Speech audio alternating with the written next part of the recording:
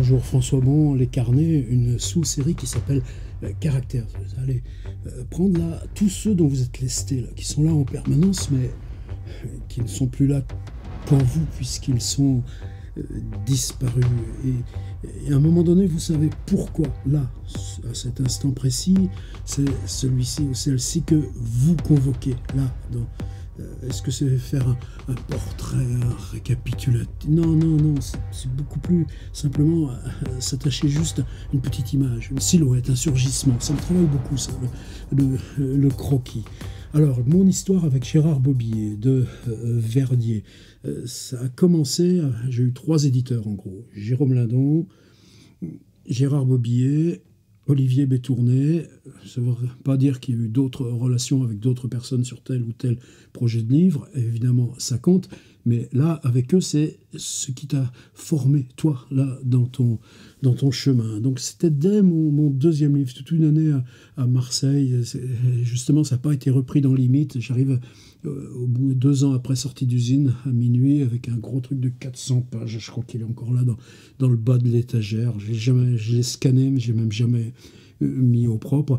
Et c'était une longue traversée de ville. Et au début, il y avait une introduction. Pour moi, dans ma tête, ça s'appelait l'enterrement. Ça partait d'une séquence réelle de souvenirs d'un type que je connaissais qui s'était suicidé, les discussions autour, les images. Et j'y avais mêlé d'autres souvenirs d'enterrement, mais venant de bien plus loin. J'avais mêlé des cut-up pris aux scènes d'enterrement dans la littérature, de Ulysse au Karamazov.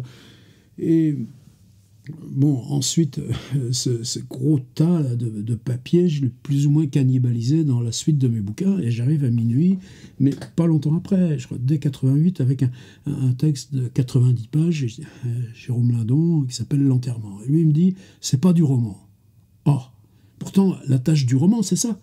C'est tu construis une fiction à partir de ce qui t'habite, et tu le fais passer pour une représentation qui se suffit en tant qu'illusion. Crée, pour celle ou celui qui le lit, l'idée que « Ah oui, ça s'est passé comme ça ». C'est ça le roman. Et à Berlin, je le réécris, deuxième version à Lindon, en 90, retour en Vendée, j'ai eu un autre suicide de proches, et croyez que ceux-là aussi vont venir dans cette série. Mais doucement, doucement, t'as peur. Je fais cette série parce que j'ai peur. Lindon, c'est pas un roman. Et là, on en discute avec Pierre Michon. Alors, Michon, lui, je l'avais lu en 84, Les Vies minuscules. On avait commencé à échanger. Ensuite, pareil, Les Vies minuscules, 2 ans après, personne n'en parlait plus. Ça avait disparu, sauf que pour certains d'entre nous, Michon, c'était devenu un frère. Il publie chez Verdier Vie de Joseph Roulin. Un texte très court sur ce facteur modèle de Van Gogh. Et ensuite, c'était les peintres, je ne me rappelle plus le titre, mais un super texte sur Watteau, un autre sur Goya, et à la limite, Vie de Joseph Roulin aurait pu être inséré, mais Verdier, là, dans cette collection jaune, là, toute neuve, ils avaient eu ce culot de dire « Ah ben ça, on le sépare ». Et c'est un livre de 60 pages. Et le Michon, il me dit « Attends, viens chez Verdier ». Donne-moi ton texte, là, je le donne à Bobillier. Alors, Bobillier, son prénom, c'était Gérard, mais en fait, on l'appelait tous Bob. Là, probablement, je l'appellerais Bob le plus souvent, mais Bobillier, c'est quand même Bob en armure. Première fois que je viens chez Verdier, je me souviens pas trop, c'était vers Nation, un petit bureau qu'ils ont occupé longtemps. Alors, quand on entrait, il y avait 3 petits bureaux. Le bureau de Bob était tout au fond. Bon, il avait repris la séquence traditionnelle de l'éditeur dans son bureau. Celui avant où se faisait le travail. Alors, c'était un collectif. Il y avait Colette Olive, Michel Planel, Colette plus au commercial, fille sans cesse et avec toujours en relation, respect, amitié, évidemment. Michel Planel, plus pour la partie technique, correction, et puis après, je sais pas trop le détail de comment il travaillait. Bon, Bob, tu le trouvais des fois à l'entrée. Le matin, il recevait les retours. Il avait un petit chiffon et puis de l'alcool à brûler. Et puis, il repassait, il enlevait les traces de doigts sur les couvertures pour que les livres revenus chez Verdier puissent repartir en circulation. Et donc, aucun souvenir. On était là dans son bureau. Puis pour lui, c'était acquis, quoi. On le publiait, cet enterrement. Alors Bob, contrairement à Lindon, ou plus tard Bétourné, c'est pas quelqu'un qui... Alors évidemment, tu avais le travail où ses inflexions, ses soulignements, etc. Mais pour lui, et ça je le partageais vraiment du fond, un bouquin, c'est pas de la... Un bouquin, c'est... si ça arrache, c'est brut, eh ben tu laisses le truc brut. Il y a un côté rock'n'roll, même si lui et la musique, ça devait faire deux. Et... Je me souviens par contre très bien que juste en face, là, sur cette avenue là, qui allait à Nation, il y avait un tout petit bistrot ouvrier. Et là, ils avaient leur table. Alors, c'est une sorte de table ouverte. On était 5, on était 6. Venaient des types, tu ne savais pas ce qu'ils faisaient là.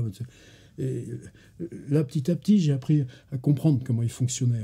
Une sorte de bande. C'est pas méprisant du tout. C'était tous ces anciens copains. Ben, ils avaient quasiment au moins 5 ans de plus que moi, ça veut dire que 68, tu le vis à 20 ans et pas à 15 ans. Ça change tout. Tu étais déjà en fac. Et évidemment, ces côtés de militantisme, ça les soudait là, comme des frères. Je me souviens aussi de Dominique Bondu, un gars qui avait fait, en tant que militant, toute la gestion de la greffe de Lippe. Les gars qui avaient continué qui s'étaient approprié leur usine et qui fabriquaient leurs montres eux-mêmes. Et Dominique était aussi dans les fondateurs de Verdier, là aussi quelqu'un de très fin, et j'ai gardé ce rapport avec lui. C'est des gens qui comptent, qui m'ont fabriqué. Puis c'était aussi ceux qui avaient partagé ce militantisme avec eux, comme Olivier Rollin, qui à l'époque travaillait plus au Seuil en tant qu'éditeur, mais ça se passait les manus, ça circulait. Puis c'est plus dans ce bistrot qu'on commençait à parler. Alors est-ce que j'ai jamais été, moi, dans la bande? Je crois que Michon il a été plus que moi, alors qu'a priori la distance aux politiques était de toute façon la même. Mais le Pierrot, il est devenu une sorte de symbole là, de cette collection jaune très vite. Bon, ça a duré un moment et ça a tout le temps été intense. L'enterrement, il y a eu après l'édition Poche, le tour de France des librairies. Puis ensuite, j'avais ces textes sur les usines, des choses que j'avais écrites pour moi. Là, je les ai rassemblées parce que pour moi, ça voulait dire, là, 93, ça veut dire que j'avais quitté l'usine depuis plus de 10 ans. Ben, ces souvenirs-là, sur l'Inde, la Russie, sur les bizutages arts et métiers, si je ne faisais pas maintenant, ça se dissoudrait. Et Bob le prend, on a appelé ça Temps Machine. Je ne sais pas si le titre est venu de lui, est venu de moi, mais en tout cas, oui, c'est ça qui est dense. Et puis ensuite, il y a eu l'expérience des ateliers d'écriture. Ils m'ont suivi. Premier livre, 93, ça s'appelait Sang Gris. C'est la première fois que j'ai fait écrire des lycéens. C'était à La Courneuve, là, au bout des pistes du Bourget. Ensuite, il y a eu Prison. Et Prison, pour moi, c'est traduit en plus par après un procès, par faire appel de ce procès. C'était une période qui nous a rapprochés, mais que moi j'ai hyper mal vécu, évidemment. Et c'est l'administration pénitentiaire qui, en gros, agissait par l'intermédiaire du type qui avait porté plainte. Bon, tout ça, je l'ai raconté. C'est pas le truc ici, mais là encore, peut-être ce personnage-là, dont je décris la mort en ouverture de Prison. Peut-être j'aimerais bien revenir là-dessus. Il s'appelait Hurlin. Moi, je l'ai appelé Brûlin. Tu vois, comme cette série, elle va se générer, arborifier d'elle-même. Après, 98, il y a eu Paysage Fer. Et là, c'est pareil. C'était quoi Paysage Fer? C'était des notes de carnet. Et au lieu de les rassembler, par exemple, dans la linéarité du trajet, c'est-à-dire, chaque semaine, tu revenais, tu recroisais. Et là, pour moi, c'est un truc formel, quand même, vachement important. Bobiller, pas de problème. Il y a eu mécanique. 3 semaines de notes juste après la mort de mon père. Non, non, retravaille pas, laisse-les comme ça, on y va. Ensuite, il y a eu ce qu'ils avaient lancé à La Grasse, là, dans la ferme de Colette-Olive, le banquet du livre. Et ce banquet du livre, on avait installé, François Gouverneur, une énorme machine Rank Xerox qui arrivait dans un smirmorque, et on fabriquait des livres. C'était les pionniers du print on demand. Et tous les jours, on imprimait un journal. Tous les jours, pendant 10 jours, on fabriquait ce journal. C'était les premières photos numériques, des appareils comme ça, qui avaient une résolution de rien du tout. Mais qu'est-ce que ça nous a fabriqué, nous aussi? Je pense qu'ils jouaient d'autres choses, d'utopie, de rassemblement politique. Il y avait Benny Lévy avec toute sa petite tribu là, qui était là. C'était un monde. Et là, Bobier, il était le patriarche. Non, je me moque pas. On était tous là avec énorme respect de ce que ce type avait été pour nous. Est-ce que j'ai joué le jeu? Ouais, moi j'avais des copains, Deninx, Bergogneau. Allez, venez là aussi, chez Verdier. Qu'est-ce qui nous a éloignés? Probablement, c'est pas le mot, parce qu'on a continué de travailler ensemble. Pour moi, c'était obligatoire de travailler sur les Rolling Stones. Et les Rolling Stones, ça veut dire tu as une documentation avec des milliers de photos, des milliers de témoignages de la période où moi, pour mon adolescence, j'ai ni objet, ni témoignage, ni photo. Donc je travaillais sur un chantier de fouilles qui me faisait surgir une époque pour essayer de comprendre un petit peu les lanternes de l'adolescence. Et ça, j'en ai parlé à Bobier, et il me dit, non, c'est un truc de petit bourge. Bon, il était comme ça. Et là, encore Michon. Et pourtant, Michon et Bobier, ils étaient liés comme ça. Mais non, attends, viens voir Bétourné. Et lui, il avait signé ce truc, je crois que ça s'appelait Corps du Roi, après, où le roi vient quand il veut. Un gros livre d'entretien qui a fait souche aussi, mais Pierre, fallait bien qu'il vive, lui aussi. Et là, Bétourné, je me souviens de la première discussion, je lui dis, mais alors, vous comprenez, ce livre, si je peux pas mettre le nom de John Lennon sans dire qui c'était John Lennon, et alors ça va faire 1000 pages. Et Bétourné, allons-y pour 1000 pages. Il me dit, mais attendez, je vous salarie déjà 1 an et on fait le point dans 1 an. Et c'était ça l'édition. Et là, peut-être Bobier a compris qu'il avait loupé un truc. Alors, c'était toujours curieux aussi parce que cette question-là du militant, je ne sais rien de sa vie. Il y avait des côtés où je pense qu'on était plus proche que ce qui pouvait être avec Michon ou d'autres, parce qu'avec moi, il se lâchait un peu sur sa relation à son frère, sa relation à sa mère. Tu comprends ça? C'était pas des choses qui relevaient directement du politique.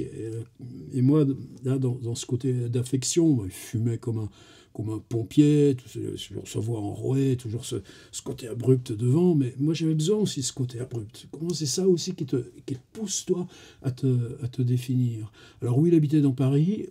Paraît-il qu'on ne savait rien. Si, Michon, parce que Michon, des fois, dormait chez lui.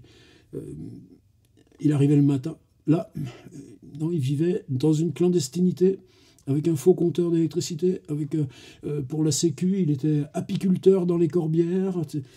Donc, tu avais quelqu'un qui vivait en tant que clandestin tout en occupant une responsabilité publique, là, dans des maisons devenues principales pour le contemporain dans l'édition. Alors pourquoi aujourd'hui je voulais brièvement là, installer Bobier dans ce paysage de ceux qui sont dans mon dos, c'était pour notre dernière rencontre. Alors lui, il disait le crabe, évidemment, vu comme tu fumes, puis le vin blanc, et tout ça, Bobier dans le milieu de la nuit, à la Grasse, c'était un poème.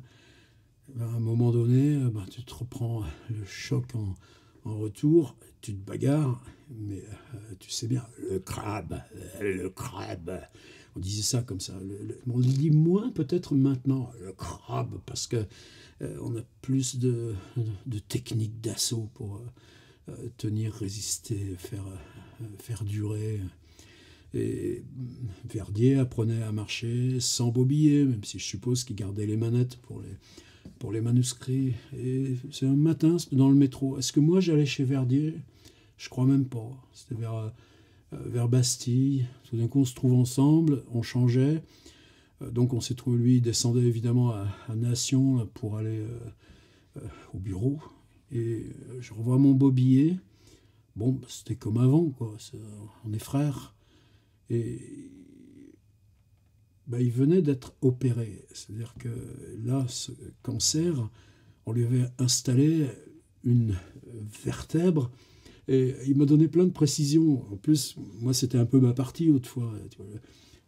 Puis même, le 3D, la réalité virtuelle, le numérique, et ça aussi, sur le numérique, on n'était pas là. Pour moi, ça devenait le truc principal. Pour eux, je parlerai une autre fois, parce que c'est ça qui nous a séparés ensuite. Bon, moi, je voulais republier chez Verdier. Et c'est très bizarre aussi ça, parce que c'est des coups de dés. Donc j'avais cet ensemble qui s'appelait Fiction du corps. Maintenant, là, sur mon site, ça s'appelle Description des hommes. Je préférais prendre distance. C'était après la mort de Bob. Et c'était dire, allez, on s'y recolle ensemble. Et je crois que si ce bouquin avait été chez Verdier, il aurait été bien plus repéré qu'il ne l'est. Et je pense que peut-être ça aurait même pu réamorcer que je continue d'avoir cette pulsion d'aller au livre. Alors que maintenant, cette pulsion, elle est là, avec l'appareil. Et là, on était prêt, on allait signer le contrat, on avait déjà décidé de la date de sortie de Fiction du corps. Et puis, mais c'est sur ton site. Bah oui, je l'ai écrit en direct, en ligne, comme j'ai toujours fait. Tu ne te rends pas compte du mal que tu fais au métier. Oh. Bon, alors là, j'ai dit, allez les filles, hop là, on arrête là. Et je regrette.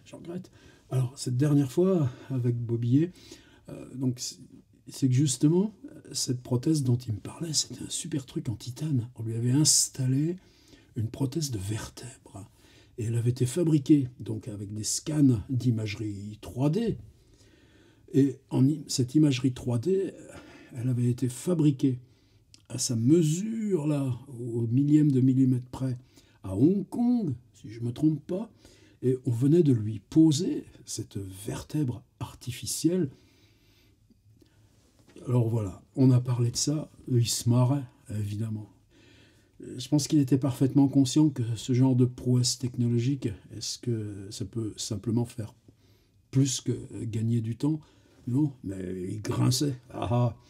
Et je m'en souviens parce que c'est la nuque raide. La nuque raide, c'est une expression qui vient souvent dans la Bible. Et puis moi, à cause de la cause du peuple, je vais dire, allez, va causer au peuple à la nuque raide.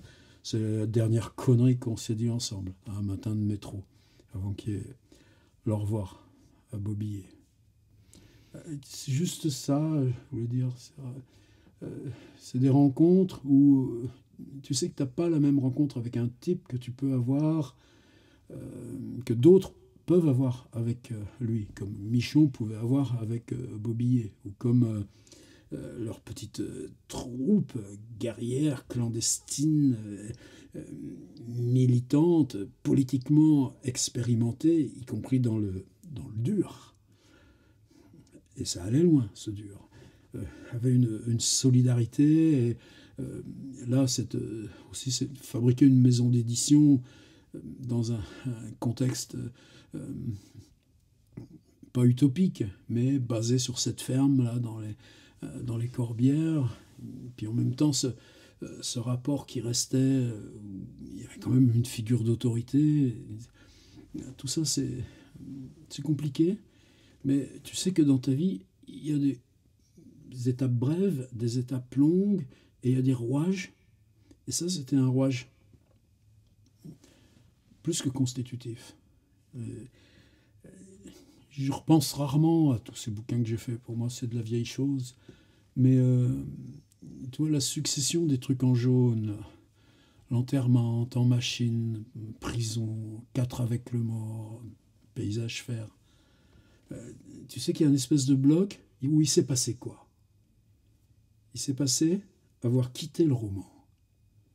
Bobillet. Et je crois que quelque part, ça a été pareil avec Michon, pareil avec Bergogneau, bien avant même l'apparition des carnets de notes. Je me rappelle, tiens, Lutz Bassmann, c'était au Salon du Livre. La veille, Bobillet puis d'autres, ils avaient été déglingués. Boum, au point. le stand des éditions du Front National. Le Front National avait voulu s'installer au Salon du Livre. Qui est-ce qui avait démoli le stand? Bobier. Et est-ce qu'on lui a cherché des crosses? Bah non, parce que c'est Bobier. Et puis le lendemain matin, moi j'arrive au Salon du Livre, il avait un espèce de sac de course de supermarché à la main. Regarde dedans. Je regarde, je prends. C'était Livre jaune. Attendez, je vais peut-être même le chercher. C'était Lutz Bassmann, Danse avec Nathan Golchem. Regarde les pages. J'ouvre. Jennifer Goranidze, une des reines du dortoir ouest. Tu ouvres, tu feuillettes. Tu dis putain merde Bob, Volodine. C'était ça, Bobier. Et Lutz Bassmann. Peut-être c'est l'auteur qui a été le plus proche de Bobier, puisqu'il n'existe pas. J'en sais rien. Je me souviens, c'est une fois comme ça, je nous revois à Toulouse, une terrasse dans un marathon démo, d'Aninx, Volodine, Christian Torel d'Ombre Blanche. Puis Bobier était là. Tu savais jamais, c'était le principe. Tu pouvais savoir ce que toi, tu avais comme discussion avec lui, où tu en étais dans les discussions avec lui, mais tu pouvais jamais savoir d'où il en était avec les autres. C'est ça la politique. T'as vu ma vertèbre? La fabriquer en coupe. Allez, la nuque raide. On s'était embrassé de bon cœur quand même.